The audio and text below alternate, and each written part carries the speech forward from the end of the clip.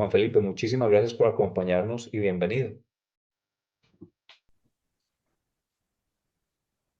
Muy buenos días a todos, nuevamente aquí con ustedes. Muchísimas gracias al Colegio Colombiano de Electrofisiología y a su junta directiva, que con estos simposios nos ayudan mucho a aprender de todo lo que significa la electrofisiología cardíaca. Y tengo el placer de hablar con ustedes de un tema apasionante que es la estimulación cardíaca sin electrodos, el por qué, el cuándo y el cómo. No se nos olvide que cuando hablamos de un sistema de estimulación cardíaca debemos tener en cuenta que existe un generador de pulsos, que es quien aloja la batería, los circuitos y los conectores, y es quien va a liberar la energía al miocardio, pero a través de un cable que va a conducirla, que es el electrodo. Por lo tanto, ese electrodo que va a través de los vasos sanguíneos hasta las cavidades derechas, va siempre acompañado de un generador de pulsos que va ubicado en un bolsillo subcutáneo. Estos dispositivos sin electrodos son una alternativa emergente a estos dispositivos cardíacos implantables transvenosos y su objetivo es reducir las complicaciones que pueden presentarse y están relacionadas no solo con los electrodos transvenosos, sino con el bolsillo subcutáneo que se requiere para alojar estos generadores de impulsos. Entonces es importante tener en mente que no solo es un tema de disminución del tamaño del dispositivo, sino que aparte de la necesidad del bolsillo que se necesita, también estamos reemplazando estos cables que van a través de los vasos sanguíneos en dispositivos que van directamente dentro de las cavidades cardíacas y liberan la energía directamente al miocardio. Y es un avance muy grande que han hecho estas casas matrices de dispositivos cardíacos que nos han ayudado a tener esta tecnología disponible para el beneficio de nuestros pacientes en la disminución de los problemas que podemos tener. ¿Y qué es lo que sucede? Lo que sucede es que sabemos que muchas veces en estos dispositivos convencionales, en el seguimiento vamos a tener diferentes tipos de problemas, tanto dependientes de los cables que tienen que ver agudamente o crónicamente, como también del bolsillo subcutáneo. Nuevamente, podemos tener problemas agudos o ya problemas crónicos, y eso es lo que nosotros nos estamos evitando con estos dispositivos sin electrodos. Por lo tanto, como ventajas tenemos que es menos invasivo, podemos tener con un buen entrenamiento un tiempo de procedimiento menor. Lo que sí es claro es que tiene un tiempo de recuperación menor. La ausencia de bolsillo es una de las cosas que nos favorece para tener un menor riesgo de infección, una cicatriz poco evidente, va a favorecer la movilización de las extremidades superiores sin ningún tipo de restricción, que a veces eso puede tener algún tipo de problema con determinados tipos de pacientes, dependiendo, por ejemplo, de su ocupación, puede tener menor radiación y minimiza estas complicaciones torácicas relacionadas con el acceso transvenoso. ¿Y por qué hablamos de que protege de la infección? Se han hecho diferentes tipos de estudios, pero en principio la ausencia de electrodos y bolsillo es una de las cosas más importantes, pero fíjense que no es la única. Es un dispositivo que nunca lo tocan las manos, siempre viene cubierto por las diferentes herramientas de entrega, por lo tanto se libera directamente al corazón, son de menor tamaño, por lo tanto eso también va a favorecer menos riesgos, pero también tiene una rápida encapsulación en donde pueden encapsularse la gran mayoría del dispositivo, por lo tanto eso va a favorecer una prevención contra la adhesión bacteriana. Tiene diferentes tipos de cubiertas protectoras que también van a disminuir esta adhesión bacteriana, pero adicionalmente se están ubicando en unas zonas de alto flujo, de manera que si el paciente puede tener una bacteremia por alguna otra razón, esto también va a hacer que se disminuya ese riesgo de adhesión bacteriana. ¿Y qué dispositivos tenemos? Tenemos como diferentes dispositivos el dispositivo Micra de Medtronic, en donde se fija a través de estos times de nitinol, que ofrece una fijación tanto pasiva como activa, porque estos tienen una fuerza radial importante, algo así como un resorte que está favoreciendo que se pegue este cátodo al miocardio.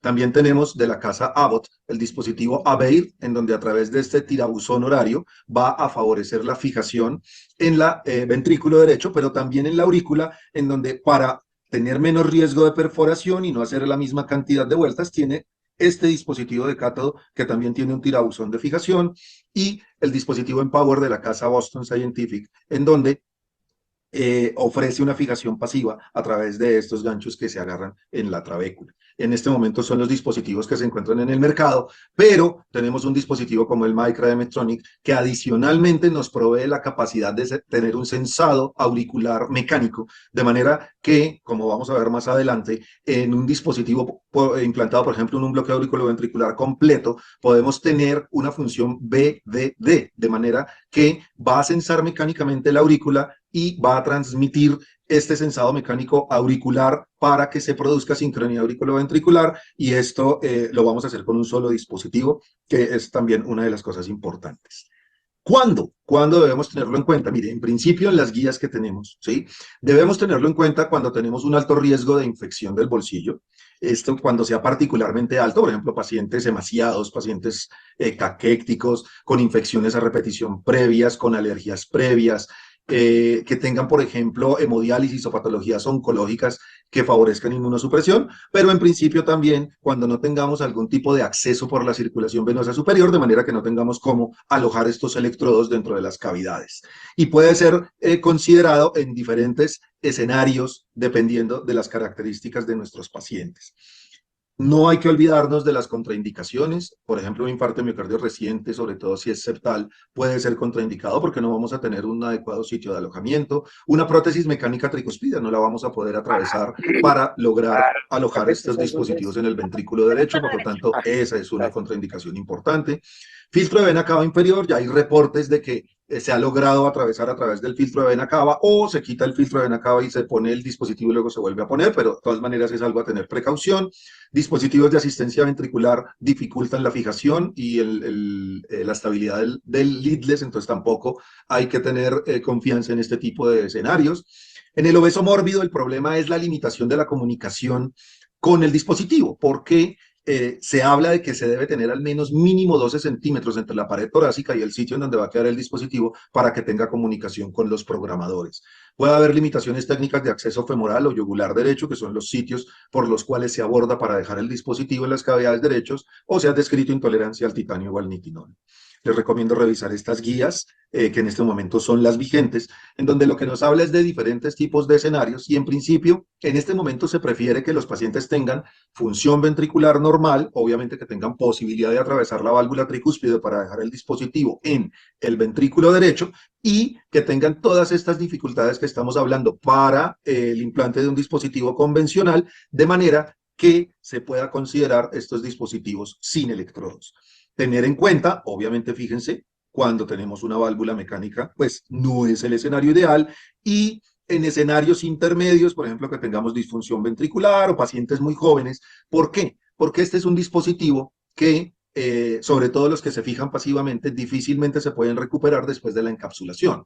Entonces, lo que sucede cuando estos dispositivos dejan su trabajo por agotamiento de batería es que se apagan y toca poner un nuevo dispositivo. Se habla de que un ventrículo derecho normal puede alojar hasta 3 de estos dispositivos en su región septal, y esa puede ser una limitación cuando tenemos un paciente muy joven, porque a futuro, dependiendo de la duración de los dispositivos, pues nos puede dificultar después del tercer implante. Esto es lo que estábamos hablando, tener en mente cuándo se puede extraer, hasta cuándo se puede reimplantar, pero es importante siempre tener en mente que estos dispositivos se pueden apagar. Entonces, no va a tener ningún problema el paciente cuando tenga un dispositivo apagado desde que podamos insertar uno nuevo. En principio, ¿cuáles son las consideraciones para la selección del paciente? Entonces, pensemos en los problemas cuando pueda tener este paciente para un dispositivo convencional. Por ejemplo, ya lo habíamos hablado, infección del bolsillo, endocarditis, disfunción de los cables, alto riesgo de hematoma o macrodesalojos a repetición. Pero podemos considerarlo en problemas anatómicos o vasculares, que haya oclusión venosa, cables de marcapaso alterados, que el paciente tenga catéteres centrales o de hemodiálisis para los cuales son necesarios, por ejemplo, en oncología, que tengan pacientes para quimioterapia, catéteres permanentes, que van a dificultar o ya van a restringir ese acceso venoso. Pacientes con riesgo alto de neumotórax o anomalías venosas congénitas o alteraciones de la cavidad torácica también se pueden beneficiar. Algunas alteraciones neuropsiquiátricas pueden tener también indicación acá, por ejemplo, pacientes muy agitados que les impidan el autocuidado, un deficiente cuidado por abandono social o deterioro cognitivo, en donde decimos nosotros va a tener un alto riesgo de infección. Nuevamente, alto riesgo de infección, que el paciente pues la haya tenido o se espera que sea. Enfermedades del corazón derecho, por ejemplo, en una insuficiencia tricuspidia que ya haya sido inducida por cable sonativa, puede ser una estrategia para tratar de minimizarla o evitarla.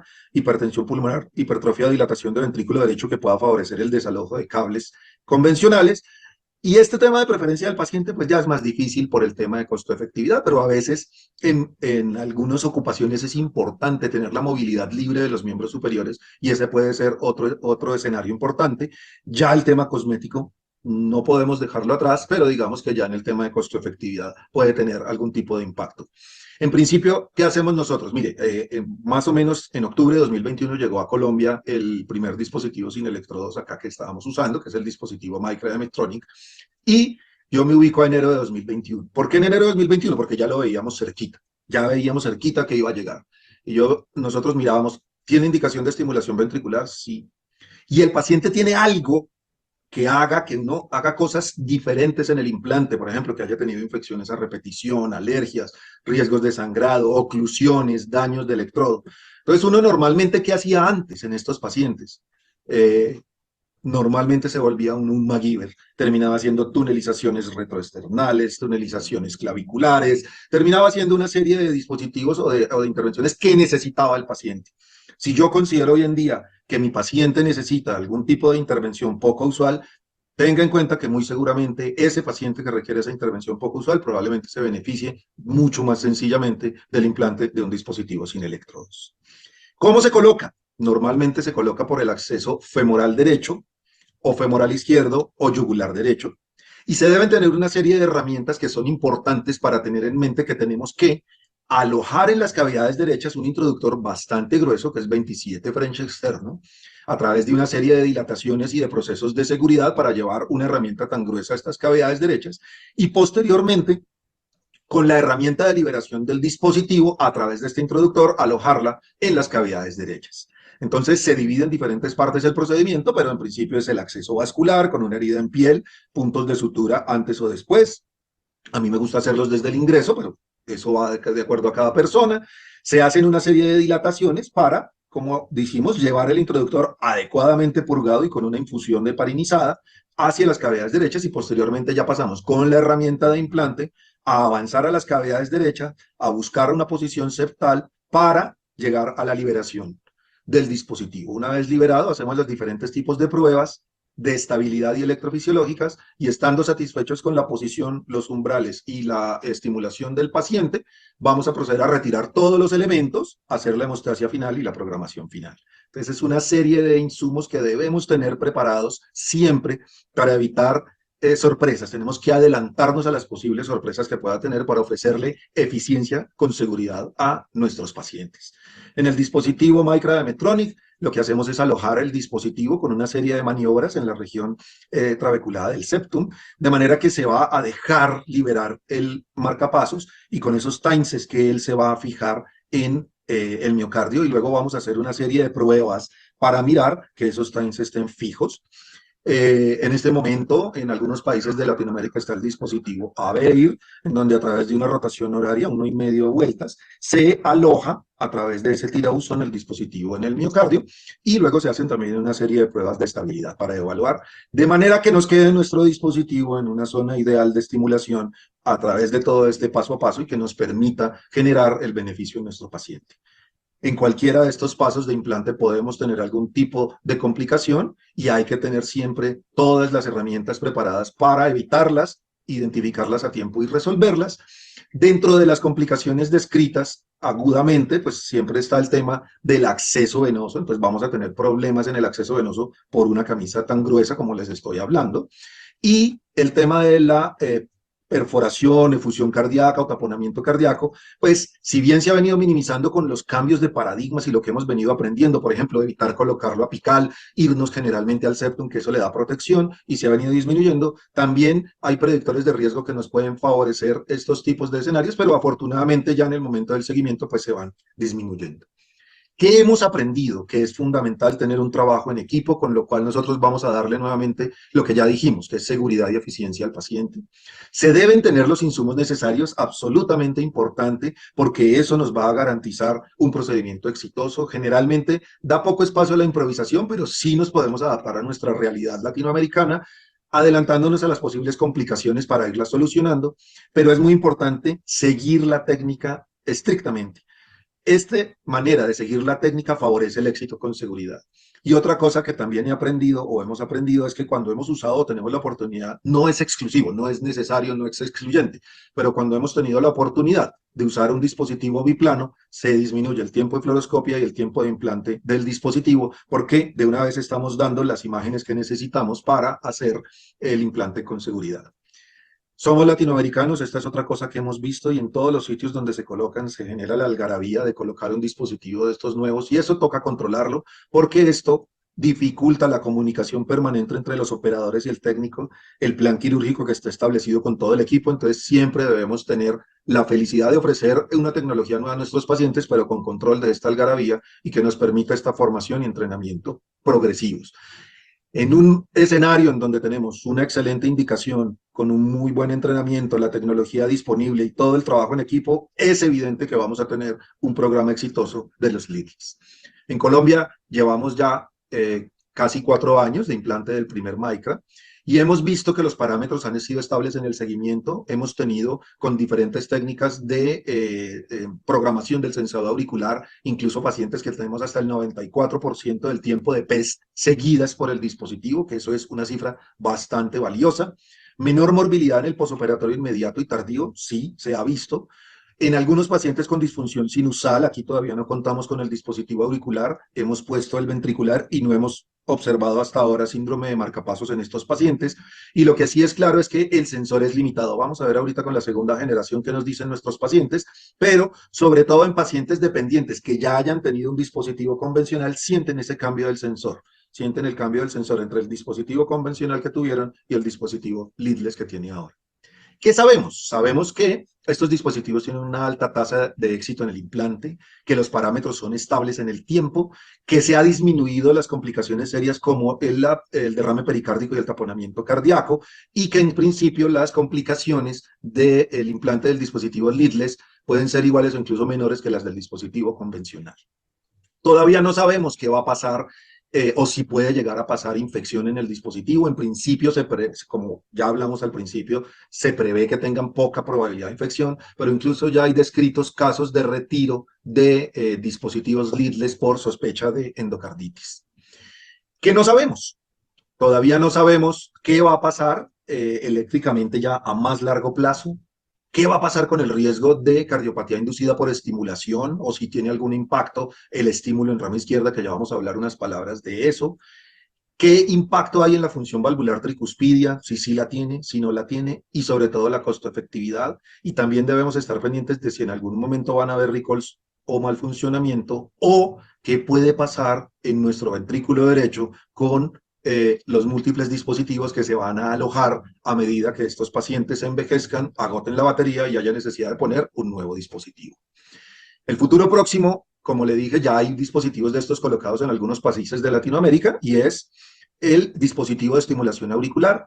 Ya existe, hay comunicación directa entre el dispositivo auricular y ventricular leadless, se pueden colocar en un mismo procedimiento o en 2 procedimientos independientes y en algún momento pues tendremos que evaluarlo porque tiene la ventaja de la estimulación auricular y también en un futuro próximo seguramente tendremos este dispositivo que es el Empower, que se conecta de manera eficiente con el desfibrilador subcutáneo en blend de Boston Scientific, de manera que permite dar estimulación antitaquicardia en escenarios de taquicardia ventricular y también permite la estimulación cardíaca.